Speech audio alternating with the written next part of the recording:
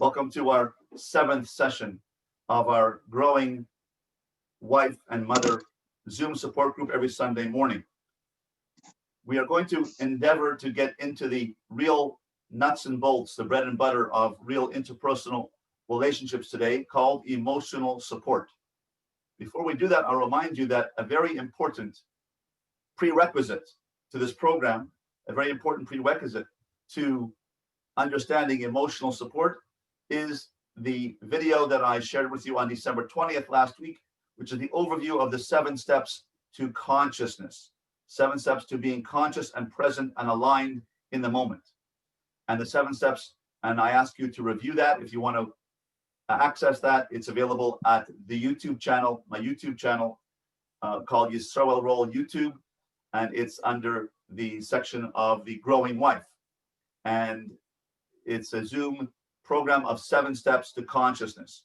If we are conscious, then we can engage in emotional support.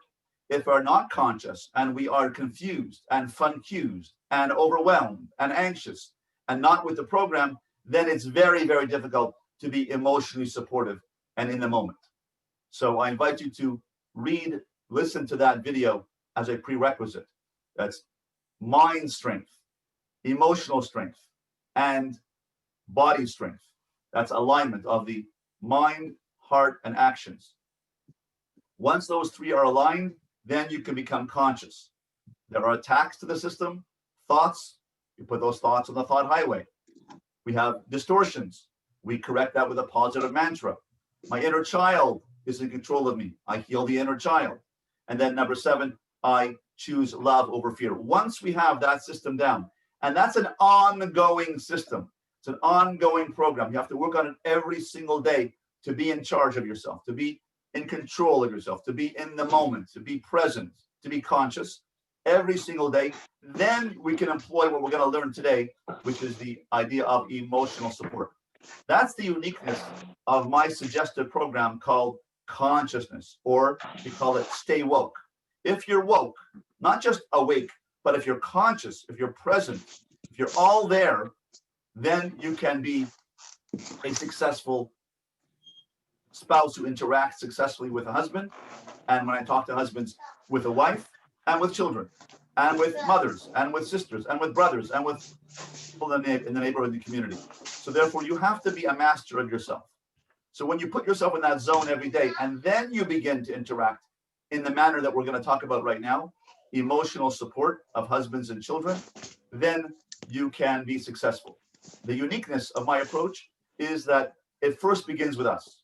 If you are in charge of yourself, if you are a master of the self, if you get into the zone every day and put yourself in a conscious state, a stay woke state, then you can employ all of the techniques of interpersonal relationships, of fighting fair, of discussing things, of mediation, of negotiation, of dealing with things.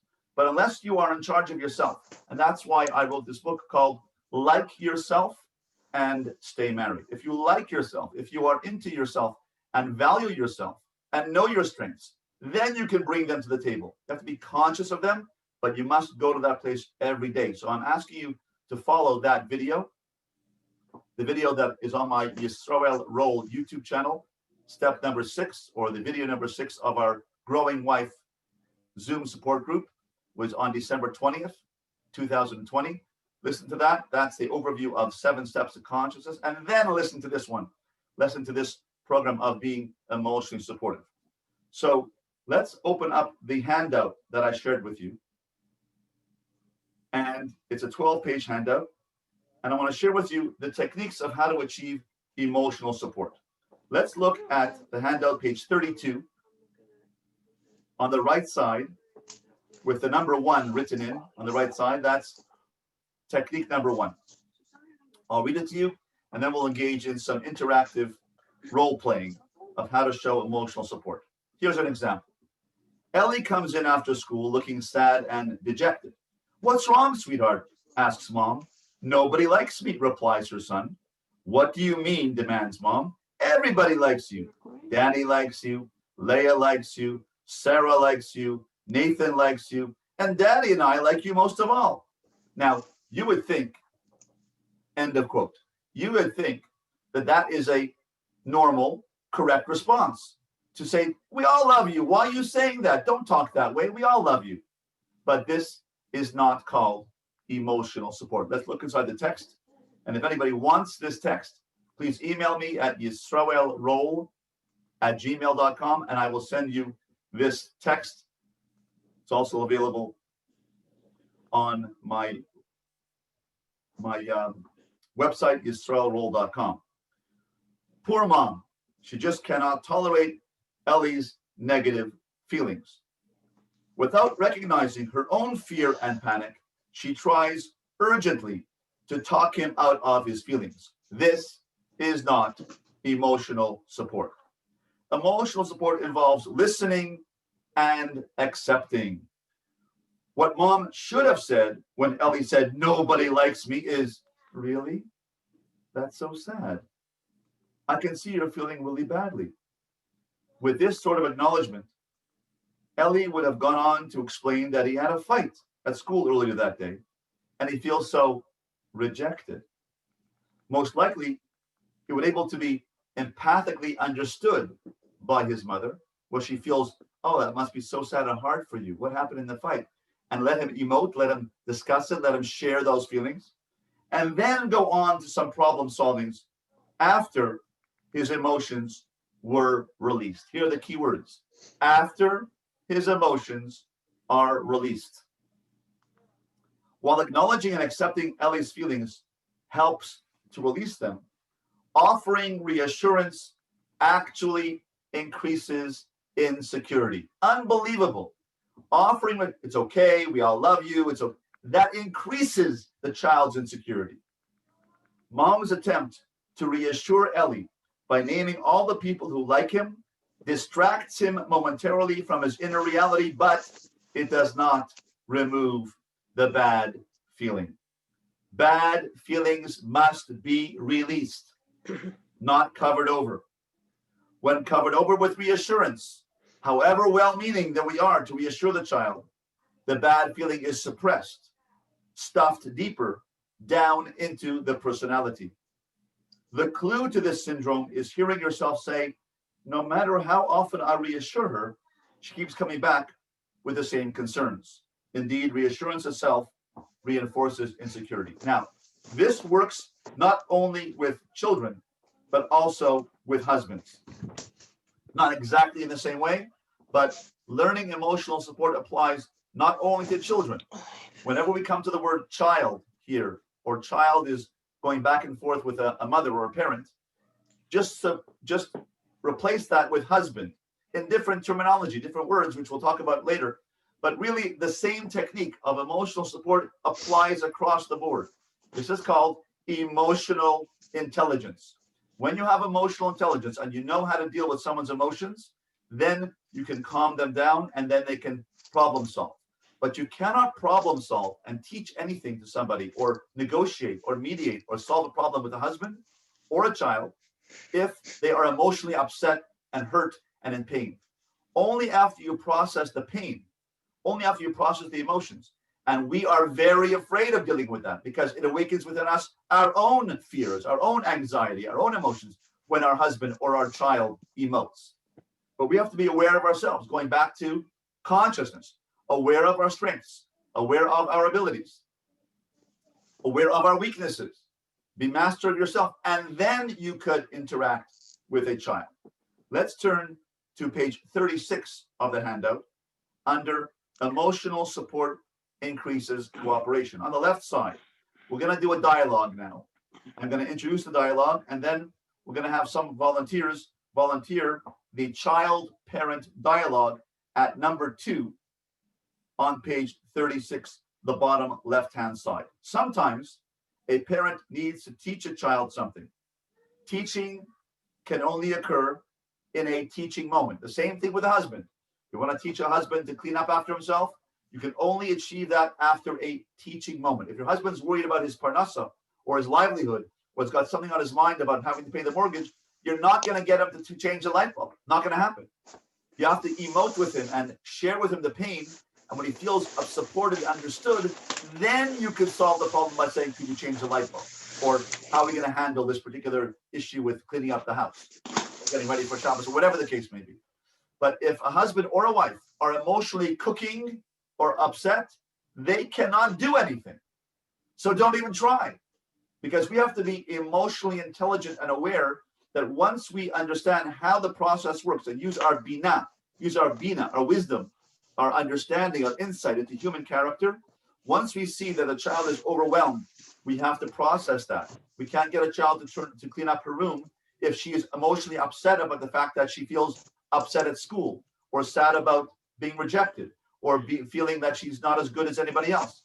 Process the feeling, show understanding, and then enter into the dialogue. Now, this following dialogue will show exactly that the first dialogue we're going to show you is not successful. Why? Because the parent is not doing emotional support. The second dialogue, which is the correct dialogue, is the parent doing emotional support. Let's see. Emotional support helps calm a child or a husband and makes her or him ready for engaging or listening. But it does more than that. It actually creates a connecting situation, a learning situation. Let's look at the difference between the following two dialogues. Okay, so we'll have volunteer number one read the child, and volunteer number two do the parent. Let's do the example on page 36, bottom of the page, number 2. Child. I'm not going to any more swimming lessons. I don't like it anymore. Anyway, I know how to swim already. Parent. You need to get stronger in the deep end. I still want you to continue lessons. I hate going. Well, you have to go until you'll feel safe. Until I feel that you're safe. I hate it. I'm not going. Now, that didn't work. Now, even though the parent was very loving, very gentle, very sensitive, and we think that we're being a loving parent by saying, you have to go, you really have to go, it's not going to work, because the words themselves, the content, was not emotionally understanding of the child's pain. Let's go to the correct dialogue, top of the page, page 36, right side, and let's do it again, and let's see how we can correct it. Child and parent. Go ahead, please. I'm not going to any more swimming lessons. I don't like it anymore. Anyway, I know how to swim already. Sounds like you're tired of your lessons. They aren't fun anymore? No, I don't like the new teacher either. Oh, that's frustrating. It's not much fun to go when you don't like the teacher. The problem is, I want you to get a little stronger in the deep end. I want you to be perfectly safe in the water, and I'm not comfortable that you're quite there. Probably 1 or 2 more sessions will be enough, but I don't want you to stop until I know that you're really safe. All right, but just 1 or 2 more lessons, not more. Okay, we'll keep it to that as long as you pass the deep end test, okay? Okay. Excellent. Now, reading on page 36 of the handout, and anybody who needs the handout, please write to me, yisraelroll@gmail.com. I'll send it to you. It's also available on my website, yisraelroll.com, and on the YouTube channel. Keeping in mind that dialogues in books are only dialogues in books. And this is a book that I worked on together with Sarah Hannah Radcliffe. And I wrote the introduction and the Jewish elements of this dialogue. And dialogues in books are only dialogues in books. They don't necessarily turn out that way in real life. These two conversations do illustrate an important aspect of the parent-child communication, or even a husband-wife communication. When we try to teach a child or connect with a husband, before we've done emotional support, we are wasting our breath. The conversation will feel like a struggle or outright fight. The child or husband feels unheard and not understood. Until the child or husband feels heard, the child, will not listen, learn, and cooperate. The husband will not negotiate. Therefore, always use emotional support before teaching or instructing an upset child, or dealing with a husband who's in his cave. Husbands normally go into their cave. When they're upset about something, they withdraw. They go into their cave. I do this as well. and I try to process the issue by thinking it through, figuring it out. When I do that, I can't negotiate. I can't talk. I'm in my man cave trying to figure out. I go for a walk. I go to shul. I go to learn. I withdraw. And if you get frustrated at a husband for doing that, you're not understanding. You're not using your bina, your wisdom of how husbands work. I'm sharing with you how husbands work. That's why it's important for me as a husband, as a male, to teach wives, because I'm giving you insight from the other side, the husband side. I'm telling you how husbands work. And this book is telling you how children work. To further understand why this is so essential, consider the following. Let's turn to page 37 of the handout and read this next dialogue. Parent and child, or husband and wife, form a train. The parent is the engine, and little ways behind him is the caboose. Or you could say a husband and wife. The wife or husband who is okay at that moment, who is stable and happy at that moment, is the engine. And the upset spouse is the caboose. It doesn't mean that one is better than the other, that the husband is the engine and the wife is the caboose, or the wife is the engine and the husband is the caboose. It's the one who is happy, the one who is contented, the one who is solid, the one who is conscious, right? Conscious self. When you're in your conscious self, then you can be present for your husband or your children. If you're not conscious, then you're going to be the caboose and you're going to be upset. And you need the husband to go and calm you down so you can go back on track. The two parts are arranged like so, engine and caboose. Suppose the parent or wife tries to teach a lesson or give information or connect without first providing emotional support. What happens is the engine moves down the track alone like this. We have a picture here of a engine and a caboose separated down the track, not connected, not hooked on. All it ends up with lecture, lecture, lecture. And what do the kids do? Watch my eyes. Roll their eyes, not listening, not connecting, or the husband shuts down and goes to his cave, right? That's not connection. Why? Because they are not being connected to, they're not hooked on, they're not listening, they're not bonded with. If the engine, which means the healthy person, the one who is at that moment on track, who's conscious, wants to bring the caboose, the person who is not connected, the person who is upset with her, then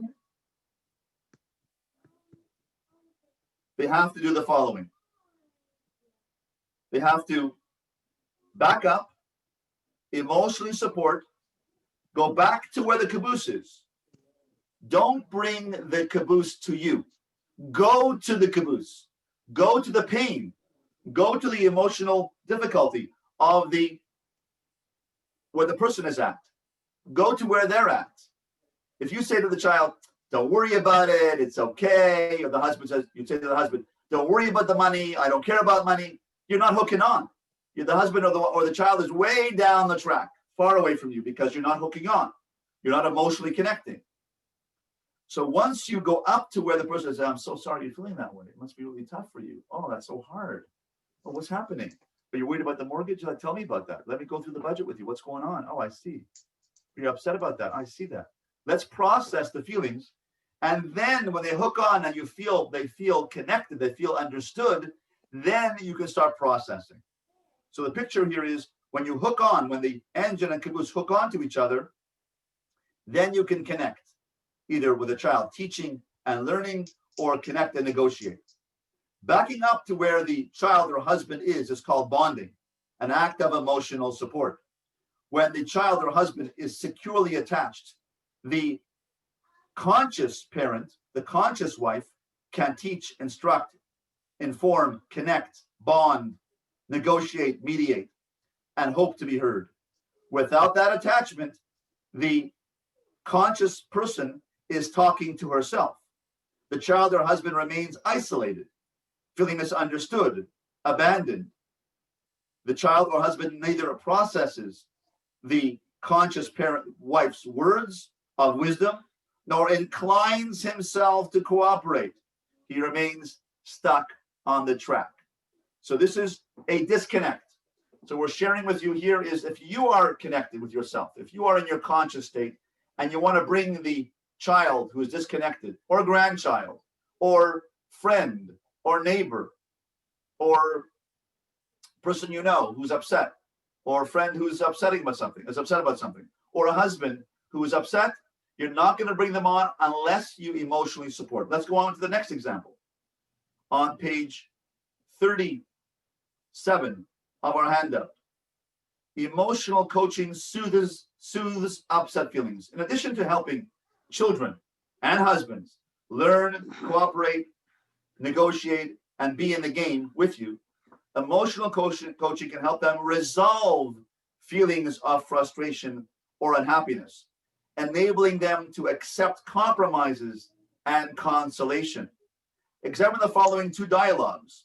In the first conversation, the parent answers by stating the facts and omitting any acknowledgement of the child's feelings.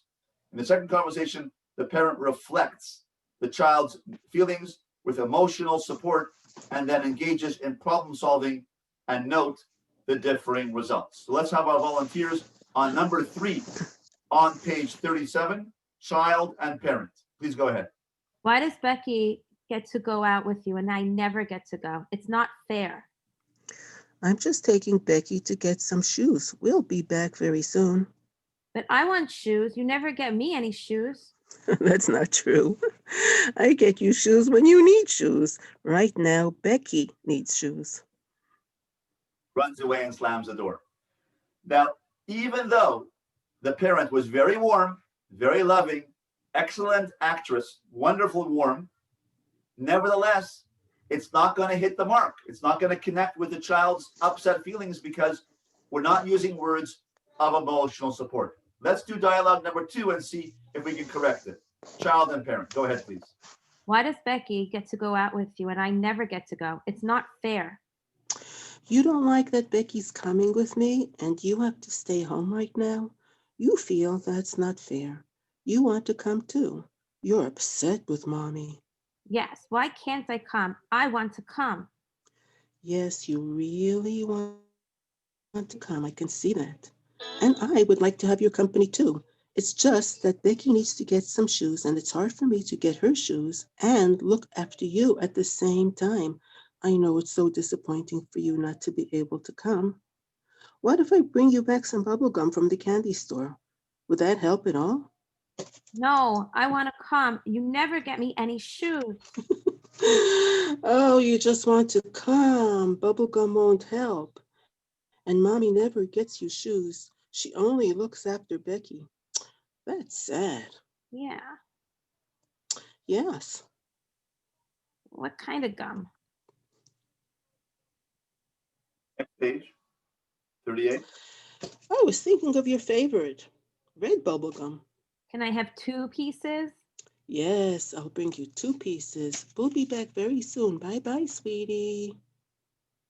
Now that's the end of the dialogue. When feelings are accepted, when mom said, that's sad, they clear, leave the system, and vanish. The way to change a feeling is to accept it. There is no other way. Once the painful feeling leaves, solutions can be found.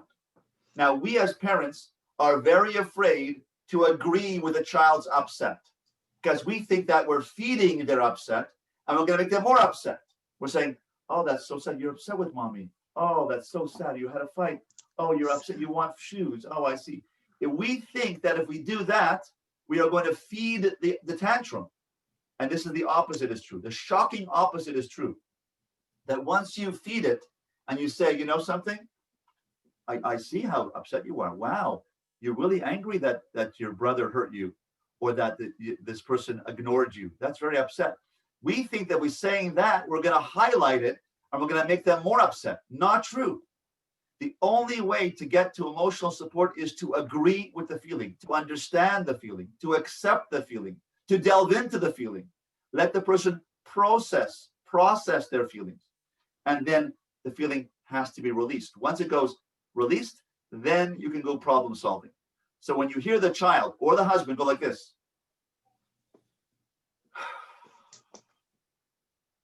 an audible breath, or it could be like that, then the person has closed the chapter. They've closed the upset. That's called emotional closure. You cannot emote and think at the same time. Two different dimensions. The head tefillin and the heart tefillin are two separate dimensions. They have to be aligned. The conscious wheel of strengths and emotional support, emotional state of going to your soul state are two separate things, but they have to be aligned.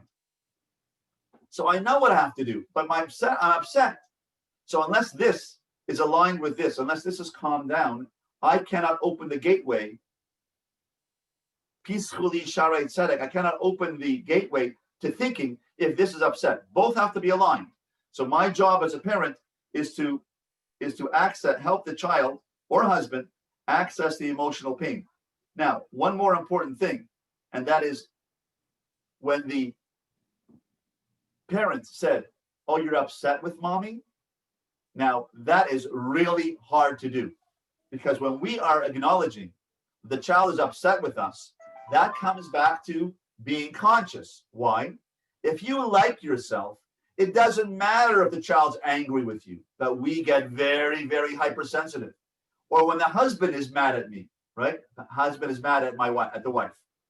Or the wife is mad at me. It happened to me last night. And I was really upset. We're praying for a chasana and the notes and the invitations. And did you do it? No, I do it. And I got hurt, right? And I went into my man cave, right? So my wife said, "Oh, I see that you're upset with me." I said, "Yeah," that opened the door, right? But if she was afraid to say that, then I would be in my man cave the whole time. We have to be brave enough to be able to say, "Oh, so you're upset with mommy? So I see that you're angry with me right now, or you're not happy with me right now." Don't be afraid to say that. That is an icebreaker. Because once you say that, you admit that, the only way you can admit that is conscious self. The only way a person can say, "Hey, I see that you're upset with me, or you're angry with me, or you're hurt by me right now," and admit that, take ownership of that, is if we do the first 7 steps of consciousness. If you say, "I have a wheel of strengths, I'm a good person, I'm a good mother, I'm a good wife, I go to my soul state, I go to my Hawaii place, my waterfall place, and I say, I can do what I can do, my control, I can't deal with this right now, or I can't solve the problem, I'm going to be emotionally supported right now, mind, heart, and actions." Then I have a mantra, and I go to my inner child, and I don't feel, "Oh, if my husband's upset with me, then that reminds me of my mother being upset with me," right? So my husband's upset with me, and that goes back to my inner child, and my child goes back to, I start interacting with my husband because my inner child, my 8-year-old self, feels put upon or screamed at or criticized by my mother. Who's operating? The 8-year-old self. The 8-year-old self is talking to my husband. But if I am conscious and I go, 1 second, hold it. Mind, heart, actions. Who's here? Who am I? Oh, I am a talented mother, wife, businesswoman, person of the community. I'm good, right? Oh, you're upset with me? Okay, I can handle that. But you can't handle the person being upset with you if you're broken, if you have low self-esteem, if you have unfinished business from your childhood, you haven't worked on that, then that comment of "you're upset with me," or the husband being upset with me, or the child being upset with me, or the child being chutzpahdik to me, is going to trigger my unfinished business, my low self-esteem.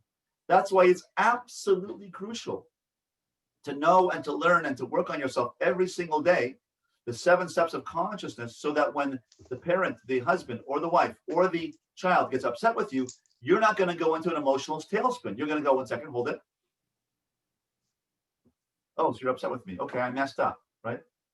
But it usually happens when I mess up and the spouse calls me on it, that I go into an attack mode where I attack back, or I get upset at the child. Ha, chutzpah, go to your room. What? I'm no longer negotiating. I'm no longer in the game. Why? Because my inner child is controlling me. And my 7, 8-year-old, 12-year-old self, who got left out of the game or left out of the school play or got hurt because my brother's better than me, that person is negotiating with my husband or my wife or my child. But I have to be conscious. 1 second, hold it. My wheel of strengths. My Ein Gedi wheel of, my Ein Gedi, my beautiful garden. 1 second. That garden represents my best mida, which is compassion, creativity, caring, sensitivity, nurturing. 1 second, let me get it. Oh, so I'm sorry, sweetheart. You feel that I'm upset with you? You're upset with me? I see, I understand that. If you are there, if you get yourself, if you get your soul state, then you can easily, not so easily, but more readily talk to the child who's upset with you or the husband who's upset with you. It will not turn into World War III. It will not escalate and spiral out of control into a big 3-day thing where I don't talk to each other for 3 days. Because if you feel good about yourself and you center yourself, you ground yourself in the first 7 steps of consciousness, then you can be present even if the person you're talking to is upset with you. You're upset with mommy? I have to be able to take it, right? This is called emotional strength, emotional stamina, emotional resilience, emotional inner strength. That's what I mean by being present, being strong with yourself. But that takes the first 7 steps. That's why we can't negotiate, can't be a good parent or a good spouse unless you've done the first 7 steps.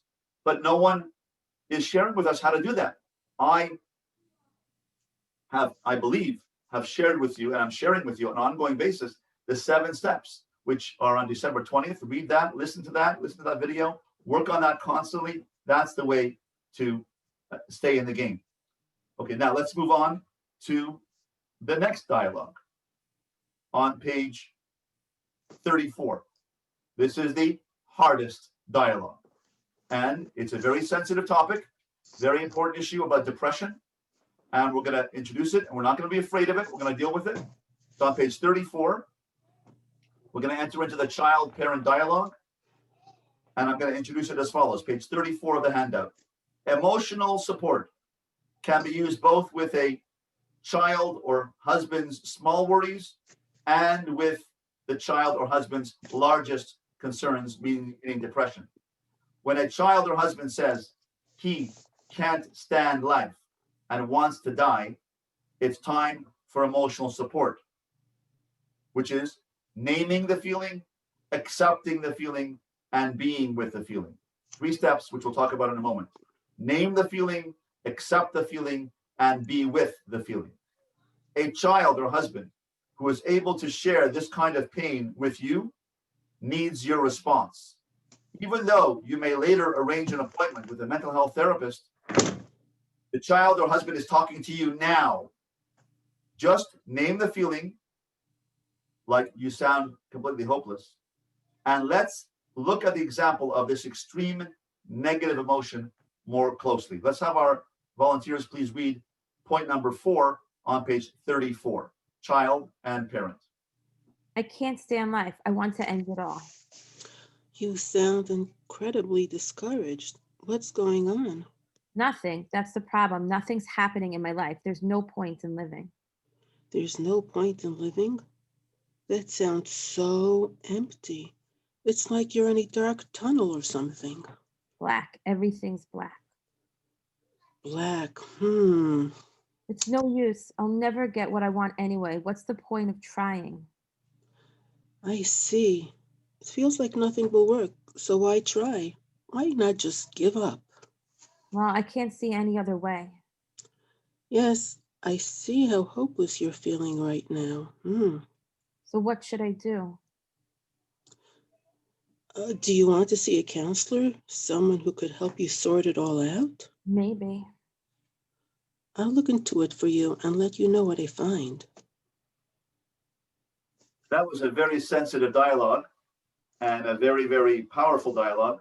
And the emotional sensitivity that the parent used here is very, very soothing and using a very calming tone, a very, very excellent tone. This would have been, let's go to the commentary. This would have been one of the most challenging conversations a parent could ever have with a child. The parent will instinctively want to try to talk the child out of his feelings. Don't talk like that. Never say that. We don't use the depression word. Don't ever think of doing that. We don't talk about suicide. The untrained parent will rush in with advice, warnings, and dire threats. Unfortunately, this will only cause the child to clam up completely, keeping his thoughts to himself, turning inward to his pain. The child may feel criticized, abandoned, rather than supported and assisted. In this dialogue, we see that a parent can support a child even through deep, painful emotions. The parent simply names the child's feelings in each of his statements, right down to the deepest feeling near the end of the dialogue, hopeless. When the child has gone down to this depth of feeling, he does what most people do. They start upward again.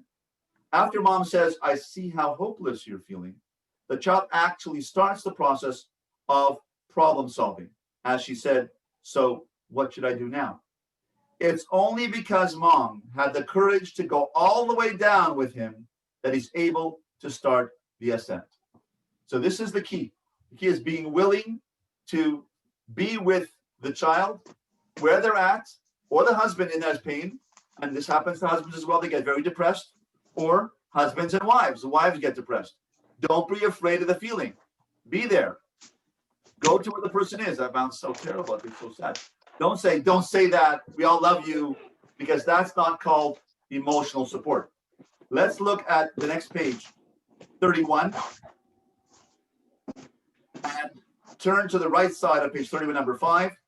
And if we could, everyone please mute yourself? That would be great, because we can hear some background noise. That would be very helpful. So we can, everyone mute themselves, please. That would be very helpful. Now, on page 31, number 5, 31, number 5, I want to share this with you. The three steps we reviewed today are acknowledge the feeling, accept the feeling, and be with the feeling. There's a system, there's a scientific system to emotional support. Number 1, acknowledge the feeling. On page 31 at handwritten note number 5. Acknowledge. When a child or husband shows any kind of emotion, happy, sad, scared, disappointed, angry, frustrated, excited, confused, annoyed, acknowledge it.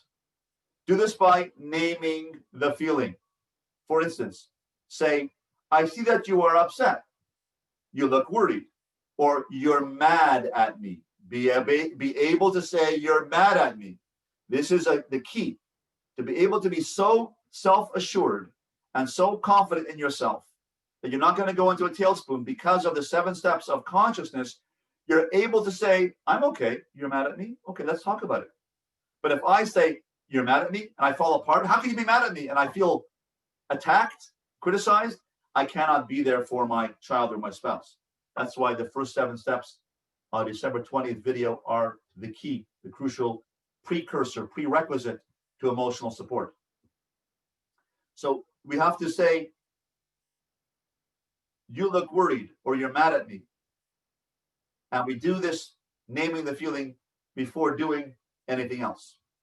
As you do this, and our parent in our example this morning did this very, very well, be sure your own facial expression and tone of voice and general manner are reflecting the feeling. In other words, say it with feeling. For instance, in a low, slow tone, say, you seem very sad about that.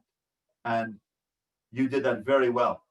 Or in a strong, energetic tone, say, I can see that you really don't want to go swimming. Wow, you're really angry about that.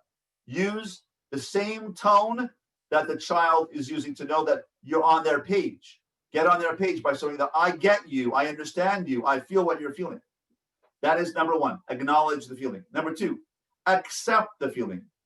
Rather than argue with or correct or attempt to change the child's feeling, simply accept it. Oh, you don't want pizza tonight? I understand. That's different than saying, why don't you want pizza tonight? You love pizza. The last statement is an attempt to get the child to change his feelings. Saying, I understand or I see, lets the child know you accept his feeling. Another thing you can do is say something about your own life. In this section called number 2, accept, you can say, I understand your feeling. I get it. You know why? When I was your age, all I ate was cereal and milk. I didn't eat pizza or hot dogs or chicken, or I ate cereal and milk. So I get what you're saying. You don't want to have what I'm serving. I understand. Don't force feed. I get it. Share a little story from your own life. That shows the child or the husband that you get him or her, because you are experiencing what they experience because you went through it yourself. Or you feel rejected. Oh, I get that. You know, when I was in 12th grade and I was in this play, they put me into the props section, and I didn't get a lead in the play. I didn't get a talking part in the play, and I sort of knew that they didn't want me in the play because of the talking section, because I wasn't really good at drama. I was only good at props, so they put me there. I felt rejected, so I know how you feel about being rejected. Tell a story from your own life that telegraphs to the person that, yeah, it happened to me too, and I get you. I get you. The third section is be with. So after you acknowledge the feeling and after you accept the feeling, then let the other person process their feelings. It's called being with the feelings. When feelings are strong, the parent should just be with them or sit with them. Sometimes this means literally sitting beside the child quietly, or the husband, after acknowledging and accepting a feeling. For example, suppose a child told mom in a dejected manner that she failed the science test she studied so hard for. Mom can acknowledge the feeling by saying, I see how upset you are about it. Then she can say, I can accept the feeling by saying, that makes sense. You studied so hard for it and you didn't get the results you wanted. Then she can be with the feeling or sit with the feeling by literally sitting down beside the child, saying nothing, putting your arm around her, and let the child process the feeling until the child goes. That's called emotional release, emotional catharsis, where you let go of the pain, it comes out of your system, and then the mind says, can I get an ice cream? Can I go for a walk? Want to play Boggle? Want to play Scrabble? Want to move on? Let's go shopping, retail therapy, whatever you move on to. But after the voice goes, you do that, then you know that the child or husband has released their emotions for the moment until the next event happens. But this is an ongoing process. It's not a one and done. Yeah, it happens all the time. It happens every day or 3 times a day or more. These 3 steps, acknowledge, accept, and be with, allow the child or husband to process her feelings or his feelings. They help the child or husband release his negative emotion rather than suppress them. Released emotions lead to healthy functioning, whereas suppressed emotions may be channeled into physical pain and emotional difficulties. You know that emotional difficulties lead to stomach pain, back spasms, anxiety in the body, that the body reacts to the emotions and the body gets stressed. There's a restricted blood flow, and therefore I can't function well. Released emotions are the key to emotional intelligence and all of its positive consequences. So that is our reflection for today in terms of emotional support. Next Sunday morning, we're going to go into this deeper. And I want to invite you to get a book, 2 books actually. One is called How to Talk So Children Will Listen by Faber and Maislich. That's a great book. I have it. Excellent book. How to Talk So Children Will Listen. And then there's another book called How to Talk So Teens Will Listen by Faber and Maislich. It's available on biblio.com for $2. It's the used bookstore, Biblio, or on Amazon for $10. And you get it the next day or 2, and that will be a way in which you can learn. And we're going to go through that book on next Sunday of different examples, illustrations of how we can give emotional support, more examples, more illustrations of how we give emotional support to children, and also learn how to do it for husbands as well. So thank you so much for listening today. Thank you for our participants. It was excellent dialogue, wonderful. It was really exciting. And I want to share this with other people around the world of learning this art of emotional support. It's a very, very powerful technique. And it's counterintuitive. We think that we're going to calm the child down by saying, don't worry about it. Opposite is true. Going to where they're at, being emotionally supportive, that's the key. But in order to be able to do that with equanimity and calm and inner peace, you have to do step 1, which is consciousness, the 7 steps to being conscious with yourself. Like yourself, then stay married. Like yourself and be a good parent. Like yourself and be a good grandparent. But this process of 7 steps must be reviewed all the time to be able to keep on track, keep in tune with your conscious self, your stay woke self, and then you can be emotionally supportive. So thank you so much for coming and joining us. Look forward to seeing you next Sunday morning, Mirat Hashem, God willing, at 10 a.m. next Sunday morning. Have a great afternoon, great day, and Atzlacha Rabbah. Good luck. Thank you.